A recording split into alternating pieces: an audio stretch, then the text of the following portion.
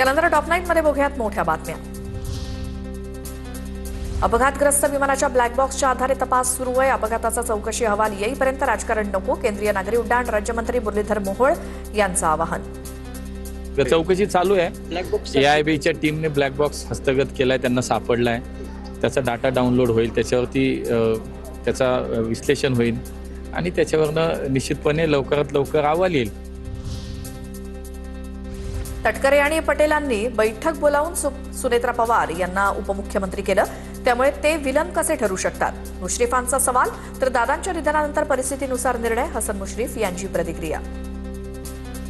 आता पवार घराणं हे 3 दिवसांनी आपले सगळे विधी आटोपतात, ते पुरोगामी घराणं आहे आणि त्यामुळे 3रा दिवस झाल्यानंतर 4थ्या दिवशी सुनेत्रा वहिनींना उपमुख्यमंत्र्यांची शपथ दिली। अजितदादांचं निधन हे विमान अपघातामुळे, अजितदादांच्या अपघाती निधनाचं कुणी राजकारण करू नये, बजरंग सोनावणे यांच्या बाबतच्या प्रश्नावरती दत्तात्रय भरणे यांची प्रतिक्रिया। बाबतीमध्ये मला तर खरं पवार कुटुंबानं ते दुःख आहे, त्या दुःखामध्ये कोणीच राजकारण करू नये, कोणीच हे करू नये। हा अपघातीच मृत्यू होता, त्यामध्ये विनाकारण काहीतरी बॉम्ब किंवा काहीतरी हे करून काहीतरी मला वाटतं असं कुणीच करू नये। मुंबईच्या महापौर पदासाठी भाजपचा चेहरा ठरला। मुंबई अध्यक्ष अमित साटम यांच्याकडून रितू तावडे यांच्या नावाची घोषणा, तर शिवसेनेचे संजय घाडी मुंबईच्या उपमहापौर पदाचे उमेदवार। ठाकरेंची शिवसेना बीएमसीच्या महापौर आणि उपमहापौर निवडणुकीत उमेदवार देणार नाही, अपशकुन करणार नाही, सक्षम विरोधी पक्षनेता म्हणून काम करणार, गटनेत्या किशोरी पेडणेकरांकडून स्पष्ट।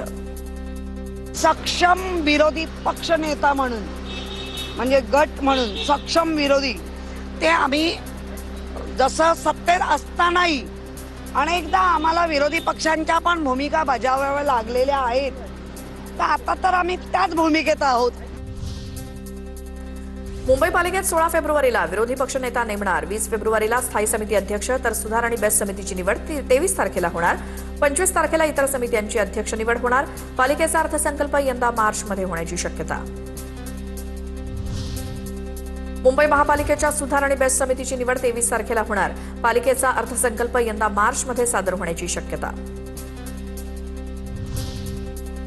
अभ्यासू व्यक्तिमत्व, महापौरपदी विराजमान, महिलांचाही सन्मान, रितू तावडे आक्रमक आणि अभ्यासू असल्यामुळे महापौरपदाला न्याय देतील, प्रवीण दरेकर यांची प्रतिक्रिया। मी रितू तावडे यांचं महापौरपदी विराजमान झाल्याबरोबर मनपूर्वक अभिनंदन करतो। महापालिकेतील एक चांगलं व्यक्तिमत्व, अभ्यासू व्यक्तिमत्व आज त्या ठिकाणी महापौरपदी विराजमान झालं आणि एक महिलांचा सन्मान झालाय आणि एक आक्रमक आणि अभ्यासू अशी ऋतू तावडे असल्यामुळे त्या महापौरपदाला न्याय देतील। मुंबई पालिकेतील नैऋत्य दिशेला दरवाजा असलेलं कार्यालय शिंदेंच्या शिवसेनेनं नाकारलं। हे कार्यालय पूर्वी काँग्रेसचं होतं, मात्र काँग्रेसची स्थिती मुंबईत दिवसेंदिवस वाईट होत चालली असल्याचं शिंदेंच्या सेनेचं म्हणणं। आता टॉप 9 न्यूज मध्ये राजकीय घडामोडी बघूयात। तानाजी सावंतांची कार्यकर्त्यासोबतच्या संवादाची क्लिप व्हायरल, 1-2 कोटी जात आहेत तर जाऊ देत, तानाजी सावंतांची ऑडिओ क्लिप व्हायरल। या ऑडिओ क्लिपची TV9 मराठी पुष्टी करत नाही। महाराष्ट्रातून राज्यसभेवर निवडून गेलेल्या 6 खासदारांची बिनविरोध निवडणूक होण्याची शक्यता, सुनेत्रा पवारांच्या राजीनाम्यामुळे रिक्त जागेसाठी निवडणूक होण्याचा अंदाज, एनसीपी 2, भाजप 3, शिवसेना आणि काँग्रेसच्या प्रत्येकी एका जागेचा समावेश। भारत अमेरिकेत द्विपक्षीय व्यापार व्हावा यासाठी चर्चा, इतर देशांच्या तुलनेत भारतावरती कमी कर, अमेरिका भारत संबंध अधिक मजबूत करणार, केंद्रीय मंत्री पियुष गोयल यांचं वक्तव्य। विदीप जाधव यांच्या पत्नीला शासन सेवेत कायमस्वरूपी सामावून घ्यावं, अनिल देशमुख यांचं मुख्यमंत्र्यांना पत्र, अनिल देशमुखांनी साताऱ्यात जाधव कुटुंबियांची भेट घेतली। मालेगावच्या महापौरपदी इस्लाम पार्टीच्या नसरीन बानो शेख यांची निवड, शिवसेनेच्या लता घोडके यांचा 25 मतांनी पराभव, सभागृहात सेक्युलर फ्रंटच्या नगरसेवकांचा जल्लोष। नाशिक महापालिकेच्या उपमहापौरपदी शिवसेनेचे विलास शिंदे, सर्वपक्षीय नगरसेवकांना सोबत घेऊन काम करणार, विलास शिंदेंची प्रतिक्रिया।